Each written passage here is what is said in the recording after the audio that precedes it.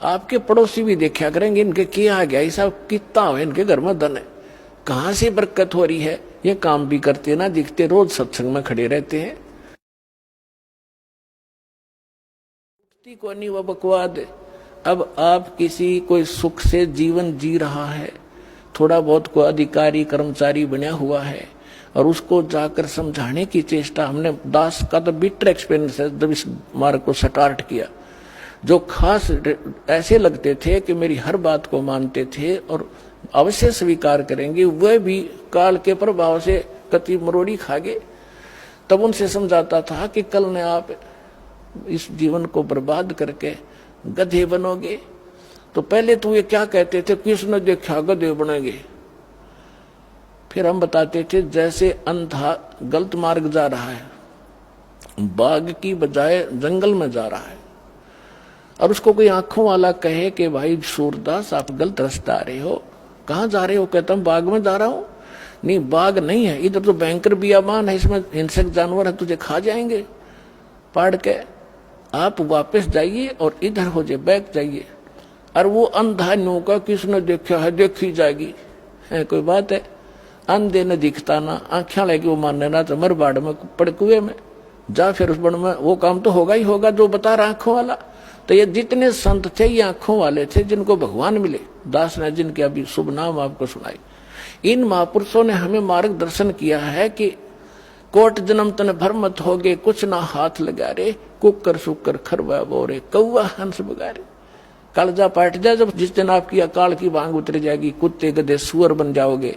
आज तो आपका दस्ती को ना काम बन जाएंगे, कुछ समय पर टूक मिल रहे हैं, अच्छा बढ़िया कोठी मिल गई और समझना रिया कहानी बिगड़ेगी, मृत्यु के तुरंत मृत्यु हुई और फिर वो काम आपका तैयार है जो संतों ने पहले बता रखे। तो वो क्या कहता है जिससे हम समझाया करते, देखी जाएगी किसने देखा। अरे देखा जिन्हें वो बता रहे हैं वो मूर्ख थोड़े ही थे। तो अंधे ने ना दिखा था क्यों की मान लेनी चाहिए, और फिर देखी जाएगी। गधा अपने पास के देखेगा, फिर तो कुम्हार देखेगा। अपना देखना देखना तो अब है, बुराई छोड़ सत्य ज्ञान ग्रहण कर, गलत साधना भी त्याग, और सतलोकाश्रम बरवाला जिला हिसार में और कल्याण करा।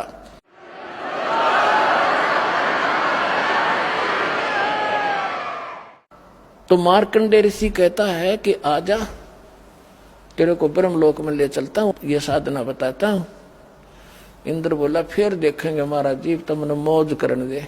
यहाँ सब की अकल मार रखी है, थोड़ा सा सुखना छूटता रहा, अगले पहाड़ जैसा दुख नहीं दिखता। तो जब हमारी अकाल की भांग उतर जाएगी, कबीर साहब कहते हैं कबीर ये माया अटपटी सब घटान अड़ी, और किस किस ने समझाऊं या कुआ भांग पड़ी। अब जिस तरह बात करो सब वाय बोली बोलेगा। जैसे किसी ठेके में देखो शराब वाले पे शाम के समय 5-7 घुटी लाकर आ रहे हो, और उन तो बात करो कहाँ गया ना, मौज मार के आया हूँ। दूसरे तो करोगे वो भी यही भाषा बोलेगा, और ऐसे लड़खड़ा के चलेंगे। सबकी एक जैसी चाल एक जैसी भाषा होगी। तो जिसने अकाल की भांग पी रखी है सब यही भाषा प्रयोग करेंगे, वो बोल ही नहीं सकते दूसरी, उनके बस की बात नहीं। तो इस सत्संग से, इस तत्व ज्ञान से, ये एंटीबायोटिक जो कैप्सूल आपको खिलाए जाएंगे, इससे अब भांग उतरेगी, और फिर नो पता लगेगा गधे बनेंगे। अब नशा उतरे पाछा पता लगा आदमी ने कि रात ने कहा पड़ा था कुर्डियों पर गंद में, उसको देख देख कर भी गलानी बनेगी, सचमुच शराब पी के यहाँ गिरा था मैं रात को। तो उस समय आपको आभास होगा। तो इन आंखों वालों ने बताया है। अब वही क्या बता रहे हैं कि असंग जन्म तन मरता होगे, जीवित क्यों न मरे रे। अब असंग जन्म मरते होगे, जीवित मरना क्या है।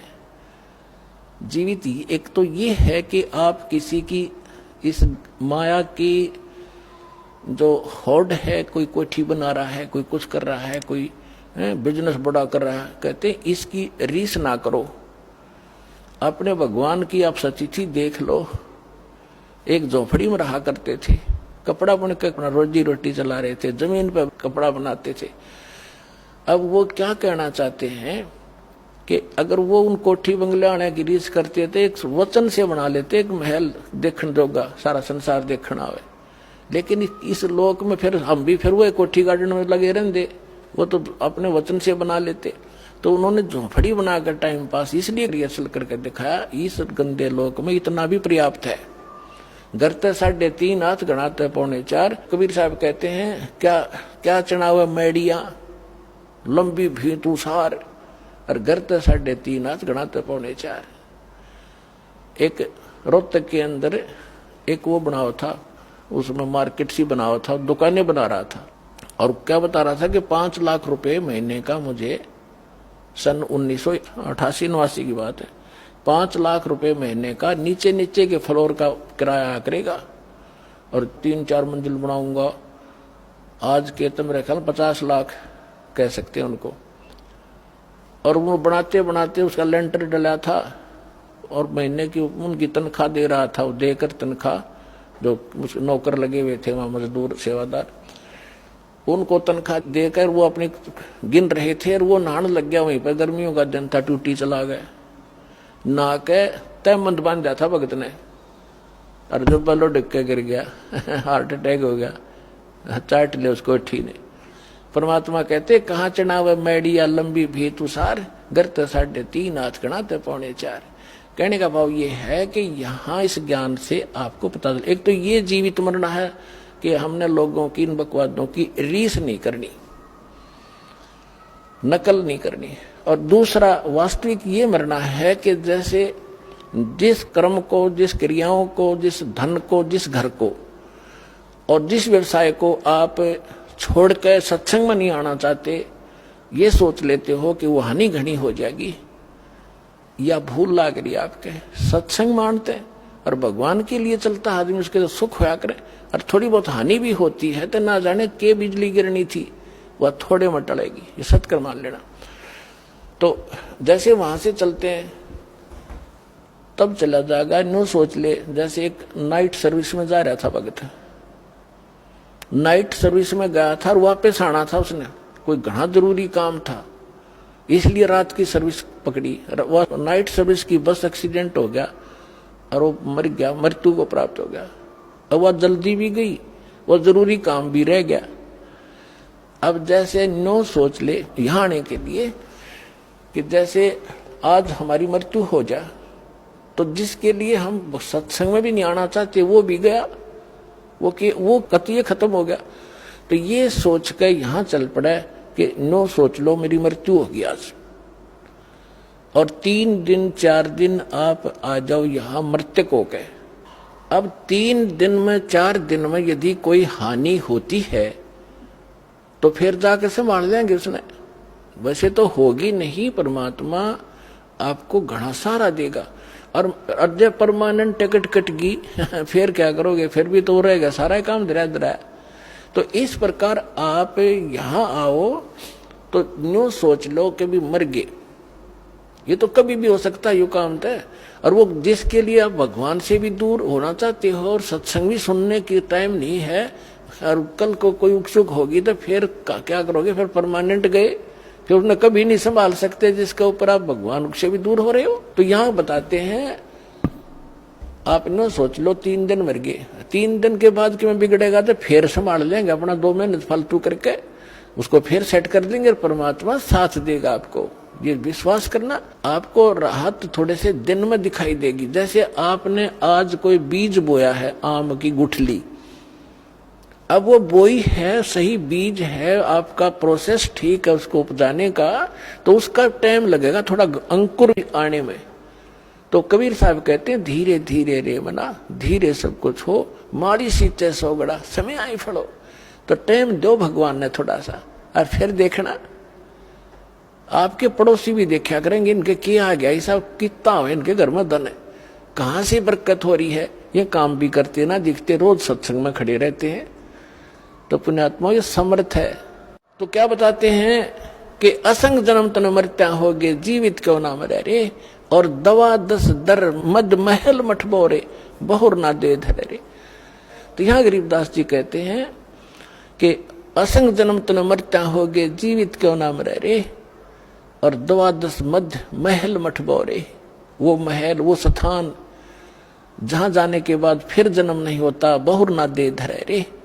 फिर क्या बताते हैं कि दोजक बहिष्ठ सभी ते देखे राजपाट के रसिया, और 3 लोक से तृप्त नाही, यो मन भोगी खसिया। अब जैसे कोई गांव का सरपंच बन जाता है तो उसमें संतोष नहीं है, नो सोचा चेयरमैन बनूं। चेयरमैन कई गांव के ऊपर होता है। चेयरमैन बनने के बाद वो अच्छी नमस्ते करणीय गणे हो जाए उसको, तो इन्हों सोचा एमएलए बनूं।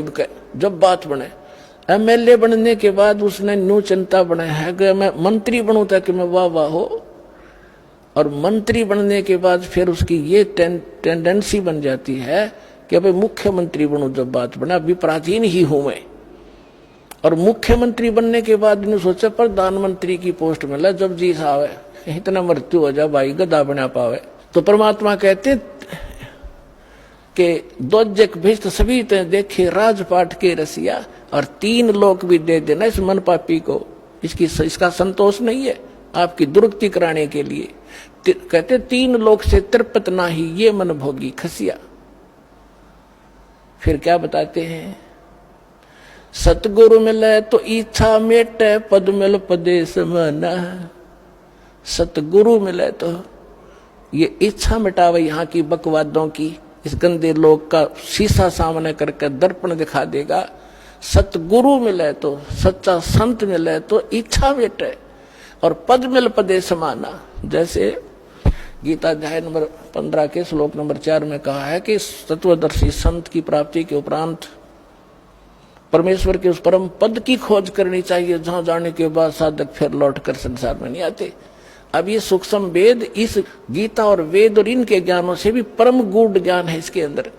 इसमें क्या बताया गरीबदास साहिब जी ने कि सतगुरु मिले तो इच्छा मिटे, और पद मिल पदे समाना। पद, पद माने पद्धति, ये कोड वर्ड है संतों के। एक करेक्ट एक्यूरेट और सही जो पद्धति मिलेगी, भक्ति की विधि मिलेगी, वो पद मिले। पद मिल पदे समाना। फिर कौन से पद में समा जाओगे, जहां जाने के बाद साधक फिर लौटकर कभी संसार में नहीं आते। सतगुरु मिले तो इच्छा मिटे, और फिर सतगुरु मिलेगा तो वो पद्धति भी सही बताएगा, और जिस पद्धति से फिर वो परम पद प्राप्त होगा, जहां जाने के बाद साधक फिर लौटकर कभी संसार में नहीं आते। सतगुरु मिले तो इच्छा मिटे, पद मिल पदे समाना, और चल हंसा उस लोक पठाऊं। गीता अध्याय नंबर 18 के श्लोक नंबर 62 में कहा कि अर्जुन तू सर्वभाव से उस परमेश्वर की शरण में जा, उसकी कृपा से तू परम शांति को और उस सनातन शाश्वत स्थान को, सनातन परम धाम को प्राप्त होगा, अमर धाम को प्राप्त होगा। सतगुरु मिले तो इच्छा मिटे, पद मिल पदे समाना, और चल हंसा उस लोक पठाऊं, जो आदि अमर स्थान, जो शाश्वत स्थान है। फिर वहां क्या सुख है, 4 मुक्ति जा चंपी करती माया होरी दासी। जो यहाँ की 4थी मुक्ति है वो भी नाशवान है, लेकिन वहां तेरे चरणों में सदा सुख उससे भी अधिक पड़ा रहेगा। तेरे हाजिर नौकर की तरह खड़े रहेंगे ये सुख। 4 मुक्ति जा चंपी करती माया होरी दासी, दास गरीब अबे पद पर से, वो मिले राम अविनाशी। परम अक्षर उत्तम पुरुष तो अन्य परमात्मा इति उद्धारते, ये लोग तरम आविश्य विवर्ती अवैश्वर। कहते वो अविनाशी परमात्मा मिलेगा, और 4 मुक्ति तेरे चरणों में सदा पड़ी रहा करेंगी। तो वो साधना इस दास के पास उपलब्ध करो और अपना कल्याण कराओ।